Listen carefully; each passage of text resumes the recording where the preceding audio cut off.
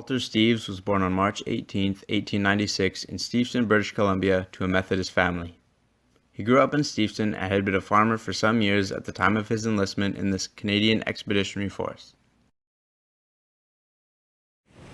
Walter enlisted with the 11th Regiment Irish Fusiliers in May 1916 and was soon transferred to the 121st Overseas Battalion. He spent the next few months training and eventually traveled from Halifax to Liverpool in August of 1916 aboard the Empress of Britain with the 121st. Upon arrival, he was soon transferred once again to the 54th Infantry Battalion stationed at Vimy, France.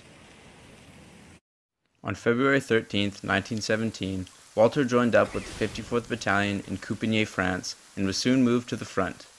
The 54th Battalion arrived at Vimy on February 19th at the Music Hall line. Walter spent the rest of March working on the assembly trenches for the campaign to come. On March 1st, the 54th took part in a divisional gas attack on nearby enemy fortifications. It was Walter's first experience with heavy action. The gas failed to have a significant effect on the enemy, and the result was disastrous. As Walter and the 54th emerged from their trenches, many were cut down by still fully manned machine guns as they crossed no man's land. Walter escaped unscathed, but many others were not so lucky. For Walter, the next few weeks were spent recovering and further working on the assembly trenches.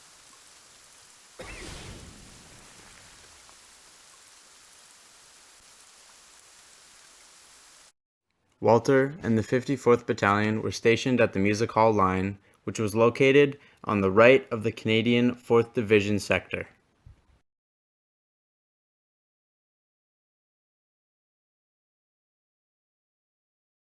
On March 27, 1917, Walter joined a small workforce and moved to the front of the line to work on fortifying Assembly Trench B. It was at some point during this excursion that Private Walter Steeves was killed in action. Though his specific cause of death has been lost to history, the memory of Walter Steeves lives on.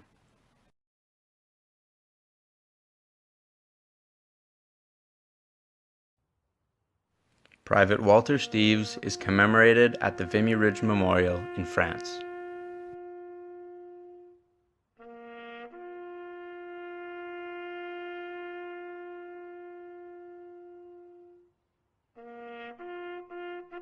Walter's mother, Ida Bertha Steeves, was presented with the Memorial Cross in 1921 to commemorate her son's service in the war.